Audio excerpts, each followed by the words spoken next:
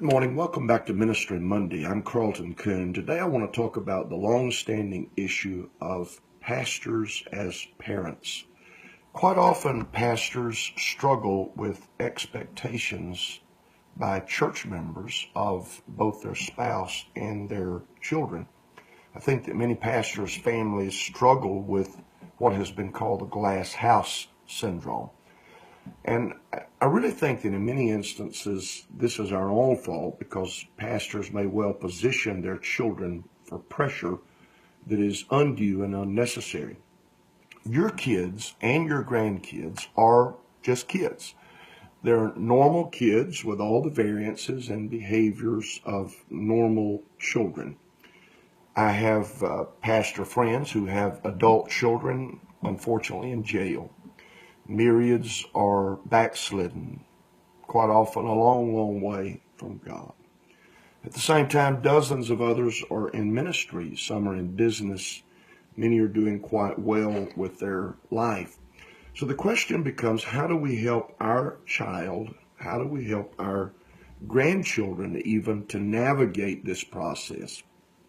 The first thing that I think is important is you need to build your children a life behind walls within the glass house.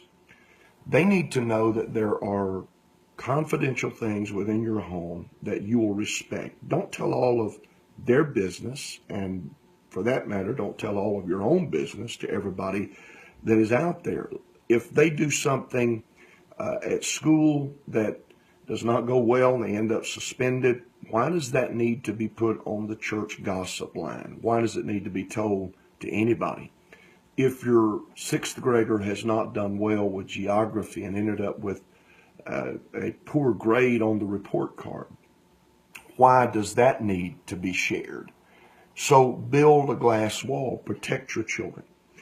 The second thing that I think is important is don't use your children, particularly your older ones, as positive or negative examples in your preaching or teaching.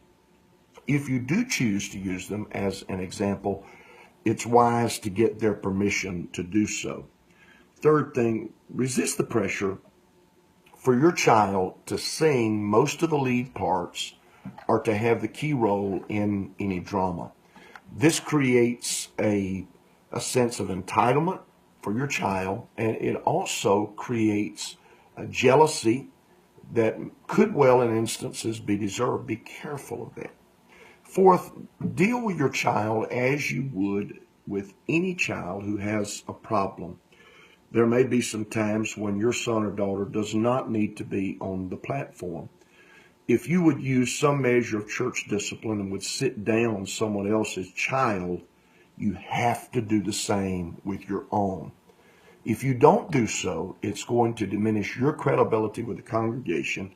It's going to put your child under undue pressure, and your child realizes that dad plays favorites, and that's not wise. The final thing that I would add today is be gracious. I mean gracious in dealing with other people's children. This will come back to you.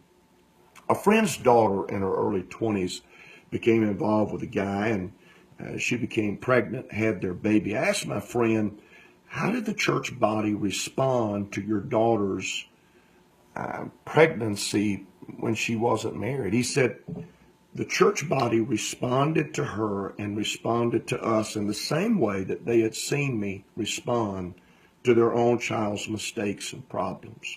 My friend had always been a man of grace and kindness, aiming to restore rather than to further damage. His daughter received the same treatment. Pastor, in this, your children are going to be judged with the same measures of judgment that you mete out to others.